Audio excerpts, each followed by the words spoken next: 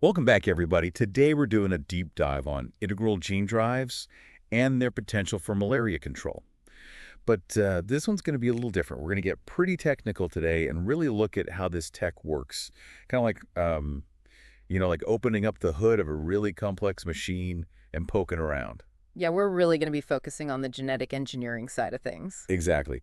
And we've got a really interesting stack of research to dig into for this one, all from some pretty big-name journals. Oh, yeah, We're sure. talking eLife, Frontiers in Bioengineering and Biotechnology, Mm. PLOS Genetics, Malaria Journal, and even Science Advances. Cutting edge stuff. So to kick things off, can you give us like a quick refresher on what integral gene drives actually are? Sure. So traditional gene drives combine the drive component, the Cas9 enzyme and the guide RNA that cuts the DNA. They combine that with the effector, which is like the gene that actually Cool. causes the trait, like malaria resistance. It's all kind of packaged together. Okay, so what's the problem with that? Sounds pretty efficient to me. Well, the problem is if mosquitoes develop resistance to that drive system, the whole thing just stops working. Plus, testing these things out, you have to release mosquitoes with that whole drive system, which raises a lot of regulatory concerns. So that's where integral gene drives come in. Yeah, exactly. The IGDs. They separate the drive and the effector, Okay, so it's safer for testing and deployment. makes sense. So did any of these papers look at like specific examples of how IGDs are being developed? Oh, yeah, absolutely. There was this one study in eLife where researchers were putting the gene for this antimicrobial peptide called scorpine into Anopheles gambiae mosquitoes, which are one of the main vectors for malaria. Scorpine. Sounds pretty intense. What's so special about that? Well, scorpine is known to have anti-malarial properties, so the idea was to engineer the mosquitoes to produce it themselves. So they're kind of like armed against the parasite. So they're fighting malaria with malaria. Right. And where do they target this scorpine gene? They focused on three genes in the mosquito midgut: CP, AP2, and APR1. The midgut. Why there? Well, that's where the malaria parasite actually develops inside the mosquito. So it's like cutting off the parasite at the source. Exactly. But wait a second. How did they get all that extra genetic info? Like the guide RNA for the gene drive and a marker to track the gene. How did they fit all that into those existing genes? Well, they used artificial introns. Introns. Yeah. Those are the sections of DNA in a gene that don't actually code for proteins. They're like the deleted scenes of a movie. So they're like hiding this extra info in the deleted scene. Exactly. Clever. So did it work? It did. They were able to achieve non-autonomous gene drive, meaning those modified genes could spread with the help of Cas9 supplied separately. Okay. But there were some surprising results. Uh-oh. When you say surprising results in genetic engineering, that usually doesn't sound good. Well, in two of the mosquito strains, scorpine did actually reduce malaria infection, but in one strain, it actually increased it. Wait a minute. How is that even possible? Did they accidentally create like a super malaria mosquito or something? It seems like disrupting the CP gene might be the culprit. CP has been linked to natural malaria resistance in some mosquitoes, so by messing with it, they might have accidentally made those mosquitoes more susceptible to malaria. Wow, so even like seemingly simple modifications can have some pretty major consequences. Like it's like a domino effect. You change one thing and it can ripple through the whole system. Yeah, it really highlights how important it is to do thorough research, to understand how all these genes interact. For sure. Before you go releasing any modified mosquitoes. Absolutely. So one of the takeaways here is that these modifications can have big, unexpected impacts. Did any of the other research dive into ways to make IGDs a bit more predictable? Yeah, there was this interesting study in Frontiers in Bioengineering and Biotechnology.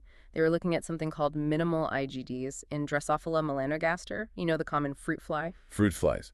What do fruit flies have to do with mosquitoes and malaria? Well, fruit flies are kind of like the lab rats of the genetics world. They reproduce quickly, have a simple genome, and actually share a lot of genes with humans. They're great for studying these basic biological processes. Okay, so they're a model organism. Right. So what were these researchers doing with fruit flies? They integrated the Cas9 gene and guide RNA directly into the fly's genome. They were targeting two genes, BAM and RCD1R, and that creates this self-contained drive system. So there's no need to supply Cas9 separately. Oh, so it's like they built a tiny Cas9 factory right into the fly. Exactly. That's some pretty impressive engineering. It is. So did it work? It did, with a few caveats. Okay. The RCD1R IGD showed high efficiency and no negative effects on fertility, but when they integrated it into BAM, it actually disrupted that gene's function, which led to sterile flies. So more of those unintended consequences. Unfortunately. What happened when they scaled it up? Well, in the population cage experiments, the RCD1 RIGD did spread, but it only reached about 80% frequency. 80%. I thought gene drives were supposed to spread like wildfire. Why didn't it hit 100%? Well, there's a couple possibilities. Maybe some resistance evolved, preventing it from completely taking over. Or there could be like these subtle fitness costs associated with carrying the IGD that weren't really accounted for in their models. Interesting. So it's not quite as simple as just flipping a switch and letting it run wild. There are all these other factors that can influence how these gene drives behave. For sure. It's a complex system. You know, one thing that makes me kind of uneasy about gene drives is this idea of them being permanent. What if we need to, like, undo these changes later down the line? Is there a way to, like, hit the brakes on this technology? That's a great question, and actually researchers are already working on ways to do that. There was a study in PLOS Genetics that looked at this self-eliminating IGD in Anopheles gambiae. Self-eliminating. That sounds promising. Like a built-in safety mechanism. Exactly. They targeted the ZPG gene, which is essential for female fertility. Right. So disrupting that gene creates a drive that eventually removes itself. Okay, I see the logic there. But if those females are sterile, wouldn't that stop the drive from spreading in the first place? Well, that's the thing. Females with 2 copies of the modified ZPG gene are sterile, but females with just 1 modified copy have reduced fertility, but can still reproduce. Interesting. So it can still spread. So it's like this delicate balance between spreading the gene drive and making sure it eventually phases itself out. Yeah. Pretty clever. Did it actually work, though? They tested it out in these population cage experiments, and the results were actually really encouraging. Okay. The self-eliminating drive was able to successfully spread a couple of different effector genes. So even though the drive itself disappears eventually, it can still get those beneficial genes out there. Exactly. That's great for safety and control. Yeah, it opens up possibilities for testing different anti-malarial strategies without having to worry about permanent changes to the mosquito population. Okay, so we've seen some really cool examples of how these IGDs are being developed and refined. But how do we know if any of these strategies will actually work in the real world? Yeah. I mean, it's one thing to see success in a lab, but it's another thing entirely to translate that into a complex ecosystem. Yeah, you're absolutely right. And that's where mathematical modeling comes in. There was this 2022 study in Malaria Journal that used modeling to predict the effectiveness of IGDs for malaria elimination in different scenarios. Modeling. So they built like a virtual world to see how these gene drives would play out. Exactly. Okay. They simulated all kinds of scenarios, comparing classic gene drives to IGDs. They varied the effectiveness of those anti-malarial genes, and they even factored in the use of insecticide-treated nets, or ITNs. So they're looking at this whole holistic approach. Yeah. Combining IGDs with existing malaria control methods. Exactly. What did their models show about the potential of IGDs? Well, the models did predict that IGDs could lead to local elimination of malaria, especially when they were used in combination with ITNs. But they also highlighted a couple of key factors that would influence how effective they would be. Okay, lay it on me. What are those factors? So one of the most important was the effectiveness of the anti-malarial gene itself. If the gene wasn't very good at blocking transmission, even a really efficient gene drive wouldn't be able to eliminate the disease. Yeah, it's like having a high-tech delivery system, but sending an empty package. You need a strong anti-malarial weapon to deliver. Exactly. What was the other factor? Well, pre-existing resistance in the mosquito population, as we've seen, resistance can be a major hurdle for these gene drives. If those mosquitoes are already resistant, the drive won't be able to spread very effectively. Like trying to push a boulder uphill. Yeah, exactly. So the success of these IGDs depends on the strength of the anti-malarial gene and the level of resistance in that target population. Okay, so this modeling study is really interesting. It shows us the potential of IGDs, but also highlights some of the challenges that we still need to overcome. And we've talked a lot about the drive component of IGDs, but I'm curious about those effector genes, the ones that actually target the parasite. Did any of the research delve into how those are engineered and delivered? Oh, yeah, for sure. There is this really interesting study in Science Advances that looked at combining IGD technology with antimicrobial peptides, or AMPs. AMPs, those are those natural microbe killers that we talked about earlier, right? Yeah, exactly. As the body's first line of defense. Right. So they're engineering mosquitoes to make their own AMPs to fight malaria. Exactly. That's pretty cool. Yeah. But how do they actually get the genes for these AMPs into the mosquito genome? Well, they used CRISPR-Cas9, which is this really revolutionary gene editing technique. It's like a molecular scalpel that lets scientists make these really precise modifications to DNA. CRISPR. That's been in the news a lot lately. I know it's a powerful gene editing tool, but I'm still a little fuzzy on how it actually works. Well, you can think of it like a find and replace tool for DNA. Scientists can program CRISPR-Cas9 to target a very specific sequence in the genome and then cut it and then insert, delete, or modify genes with really incredible accuracy. So they're basically rewriting the mosquito's genetic code. Yeah, pretty much. And in this study, they used CRISPR to insert genes for two AMPs, meganin-2 and melittin. Yep. And they targeted two genes that are involved in the mosquito's immunity, CP and GAM1. So they're basically like supercharging the mosquito's immune system. Exactly. Did it work? It did. Both of those IGDs significantly reduced the number of Plasmodium oocysts in the mosquitoes. Those are the things that develop in the mosquito's midgut. Wow, so the mosquitoes were better at fighting off the parasite. That's great. Mm-hmm. But I have a feeling there's a but coming. Uh-huh. Yeah, you're right.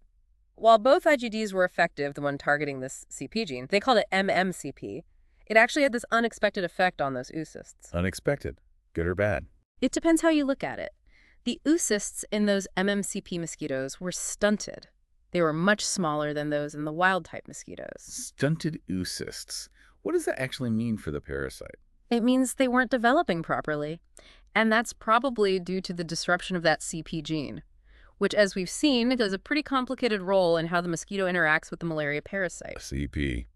Always stirring up trouble. Yeah, it seems like disrupting it has kind of a double effect. It boosts the mosquito's defenses, but it also directly messes with the parasite's development. It's a double whammy. Exactly. But there's a catch, right? Yeah, there is.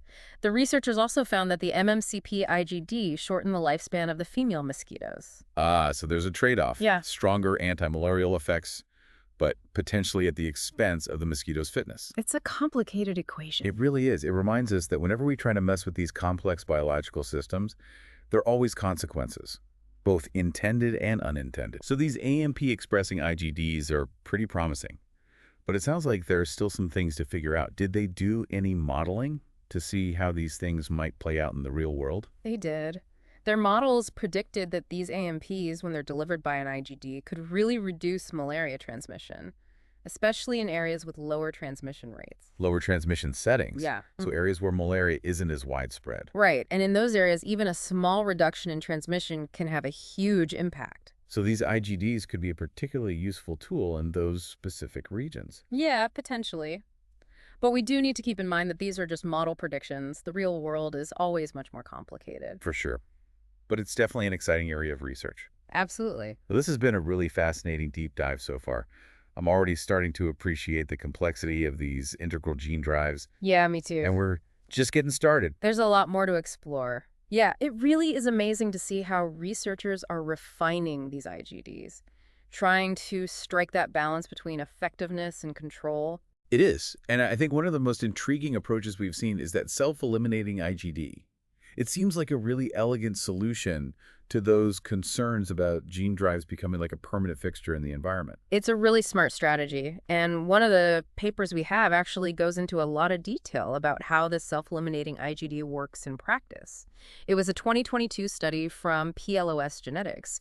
They were using an IGD that targets that ZSPG gene in Anopheles gambiae, the one we were talking about earlier. Right, the one that messes with female fertility. Yeah. But I'm still a little unclear on how they actually tested this self-elimination thing. Well, they use those population cages that we were discussing. You know, those controlled environments where they can study how gene drives spread? But they didn't just look at whether or not the drive spread. They were looking at all the nitty-gritty details, like how those different ZPG gene variants affected the drive's performance, how resistance played a role, and how those effector genes were actually passed along. So they were looking at the whole system in action, Exactly. not just isolated parts. So what did they learn about the self-elimination process? Well, one of the big takeaways was that pre-existing resistance in the mosquito population played a huge role in how that ZPG IGD behaved. Resistance. You mean mosquitoes that are already immune to the gene drive? Exactly. They found two main variants of the ZPG gene, one that was susceptible to the gene drive and one that was resistant.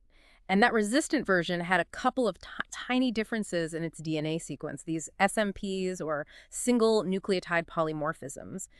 That actually prevented that Cas9 enzyme from cutting and pasting the drive element. So like a slightly different key that doesn't fit the lock anymore. Perfect analogy. And here's where it gets interesting.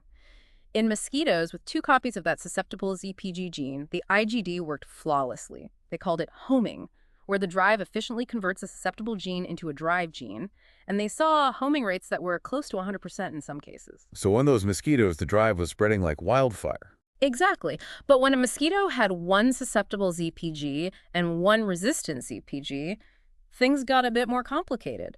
The IGD could still spread, but it couldn't eliminate that resistant version. Why not? If the drive was working, shouldn't it have been able to convert both copies? Well, that's where that resistant gene acted like a shield. It prevented that complete conversion. The IGD could spread to a certain point, but it couldn't wipe out the resistance completely. That's a big deal, right? It means even a little bit of pre-existing resistance can really throw a wrench into the whole gene drive strategy. Absolutely. And it shows how important it is to understand the genetic diversity of that target population before you release any gene drive. Right. You don't want to deploy a drive that's just going to hit a wall of resistance and fizzle out. Exactly. Okay, so resistance is definitely a factor. Did this study find any other quirks in how this self-eliminating IGD worked? It did. Remember, this IGD targets ZPG, which is essential for female fertility. So disrupting it was supposed to make those females completely sterile, right? Right. Well, it turns out it's not that simple. Right. Yeah. Females with 2 copies of that modified ZPG were sterile, which is what eventually leads to the drive eliminating itself. But females with just 1 modified copy, they showed reduced fertility, but they weren't completely sterile. Interesting. So the level of fertility disruption depends on how many copies of the modified gene a mosquito has. Right. And does that affect how the drive spreads? It does, because those females with 1 modified ZPG can still reproduce. The drive sticks around in the population for longer. It's like a slower burn. So it's like a controlled release. It hangs out long enough to spread the beneficial genes, and then it gracefully exits. Exactly. It raises these interesting questions about how you optimize the self-elimination process. If it happens too fast, it might not be able to spread those desired traits effectively, but if it's too slow, it might linger around longer than you want. It's all about finding that sweet spot. Right. But going back to this PLS genetics study, they didn't just look at how the drive spread, they also looked at how well it delivered those anti-malarial genes. Right? Those non-autonomous effector genes. Yeah. The ones that piggyback on the gene drive, Exactly. but don't have the drive component themselves. Right. And what did they find? They found something really promising. Even though that ZPG IGD is self-eliminating, it was really good at spreading those effector genes. So even though the drivetrain eventually goes off the rails, those beneficial passengers can still reach their destination. Exactly. They tested it out with 3 different effector genes, each with a different way of targeting malaria. And they all spread successfully in those caged mosquito populations. That's great. It suggests that this self-eliminating approach could be a really powerful and controlled way to modify wild populations, Absolutely. even if it's just temporary. It allows you to test the effectiveness of different anti-malarial genes without the risk of those permanent ecological changes. This is all really fascinating stuff. But I gotta admit, my head is spinning a little bit with all these genes and mechanisms. I hear you. Gene drive technology is incredibly complex, and these studies are really getting into the weeds. But that's what makes it so interesting, right? It is. We're really getting down to the molecular level. We're peeling back the layers of biology, uncovering these secrets of inheritance, and figuring out how we might be able to manipulate these systems, for the benefit of humanity. It is pretty mind-blowing. It's like we're exploring this whole new world at the microscopic level. But it's important to remember that these are still just lab experiments. How do we know if these IGDs will actually work out in the real world, out in these complex and messy ecosystems? That is the million-dollar question, and luckily researchers are already thinking about that. There's a study in Malaria Journal, it came out in 2022, and they used mathematical modeling to look at how these IGDs might play out in different real-world scenarios. So they basically built a virtual world to simulate the spread of these gene drives and their impact on malaria. Exactly. Cool. They wanted to understand how different factors would affect the outcome. Things like how effective the anti-malarial gene was, the level of pre-existing resistance, and even the use of insecticide-treated nets. So they're looking at a really comprehensive approach, Exactly. combining IGDs with other existing malaria control strategies. It's kind of like a strategic war game. But instead of armies, we're talking about genes and mosquitoes. I like that analogy. hmm So what did their findings show? Well, they found that both classic gene drives and IGDs could potentially lead to local elimination of malaria, especially when they were used together with ITNs. So it's not necessarily about choosing one over the other. It's about using all the tools we have in a strategic way to Exactly. create a more effective intervention. Right. But they also found that there were a few key factors that would influence how effective these gene drives would be in the real world. What were those factors? Well, one of the most important was the effectiveness of the anti-malarial gene itself. If that effector gene wasn't very good at blocking malaria transmission, even a super efficient gene drive wouldn't be able to eliminate the disease. Right. It's like having a super high-tech delivery system, but you're sending an empty package. You need a powerful anti-malarial weapon in there. Exactly. What about the other factors? Well, they found that pre-existing resistance in the mosquito population played a big role. As we've already seen, resistance can really hinder the spread of a gene drive, and it can make it much harder to achieve elimination. Like trying to push a boulder up a hill. Right. Do they find any differences between classic gene drives and IGDs in terms of how they handle resistance? They did. It was interesting, actually. They found that IGDs were actually more robust to resistance than classic gene drives. Really? Why is that? Well, remember how IGDs separate that drive component from the effector gene? Well, that means that even if that drive component runs into resistance at its target site, that effector gene can still be spread as long as its target site is still susceptible. So it's like having a backup plan. Even if one part of the system fails, the other part can still keep going. Exactly. It gives IGDs a bit of an advantage, especially in real-world situations where resistance is likely to be a factor. So IGDs have an edge when it comes to dealing with resistance. Did the modeling study uncover any other advantages of IGDs compared to classic gene drives? They did. They found that IGDs actually performed better in scenarios where the malaria transmission intensity was relatively low. Low transmission settings, Yeah, like places where malaria isn't as widespread. exactly. In those settings, even a small reduction in transmission can have a really big impact on the overall prevalence of the disease. And because IGDs can spread those effector genes even at lower frequencies, they were more likely to achieve elimination in those scenarios. So IGDs could be a particularly valuable tool in areas where malaria isn't as endemic. Potentially, yeah. But it's really important to remember that these are just model predictions. Things are always much more complicated in the real world. That's true. But this modeling study is definitely a step in the right direction. Absolutely. It helps us to understand the potential of IGDs while still acknowledging the challenges that we face. Yeah. We spent a lot of time talking about that drive component of IGDs. But I want to shift gears a bit and talk about those effector genes, the ones that are actually targeting the parasite. Did any of the studies look at the specifics of how they're engineered and delivered? Yeah, definitely. There's a really cool study from 2022 that was published in Science Advances, and it focused on combining IGD technology with the power of antimicrobial peptides, or AMPs, to target malaria parasites. AMPs, those natural microbe killers we were talking about earlier. Yep, those are the ones that are like the body's first line of defense against infection. Right. And in this study, the researchers were engineering mosquitoes to produce their own AMPs to fight off the malaria parasite. That's pretty ingenious. It is. But how did they actually insert the genes for these AMPs into the mosquito genome? Well, they used CRISPR-Cas9, which is this incredibly precise gene editing tool. CRISPR. I know it's been making headlines. It's a really powerful tool. Yeah. But I have to admit, I'm still not entirely sure how it works. Think of it like a find and replace function for DNA. Scientists can program CRISPR-Cas9 to target a specific sequence in the genome. They can cut it and then insert, delete, or modify genes with incredible precision. So they're essentially rewriting the mosquito's genetic code. Pretty much. That's amazing. It is. And in this study, they used CRISPR to insert genes for two specific AMPs, Meganin-2 and Mulletin. Right? And they targeted two genes that are involved in the mosquito's immune system, CP and GAM1. So they're essentially giving the mosquito's immune system a boost. Exactly. So did it work? It did. Both of those IGDs significantly reduced the number of Plasmodium oocysts that developed in the mosquitoes. So the mosquitoes were better at fighting off the parasite. That's great news. But I'm guessing there's a but coming. Yeah. You're right. While both IGDs were effective, the one targeting the CP gene, which they called MMCP, had this kind of unexpected side effect. What happened? Well, the oocysts in those MMCP mosquitoes were stunted. They were much smaller than the oocysts in the wild-type mosquitoes. Stunted oocysts. What does that mean for the parasite? Basically, it means they weren't developing properly, and this is probably linked to the disruption of that CP gene, which, as we've discussed, plays this really complicated role in how the mosquito interacts with the malaria parasite. CP. Always causing trouble. It seems like disrupting it has this two-pronged effect. It boosts the mosquito's defenses, but it also directly interferes with the parasite's development. It's a double whammy. Exactly. But there's a catch, right? There is.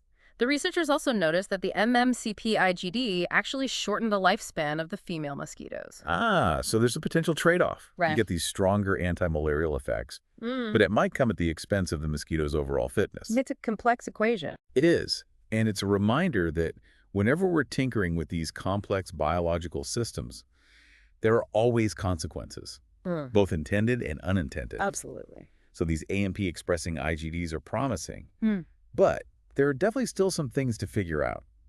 Did the researchers do any modeling to see how these IGDs might behave in a more realistic setting? They did. And their models actually predicted that these AMPs, when they're delivered via an IGD, could significantly reduce malaria transmission, Yeah. especially in areas with lower transmission rates. Those lower transmission settings, the areas where malaria isn't as widespread. Exactly. And in those areas, even a small reduction in transmission can have a huge impact.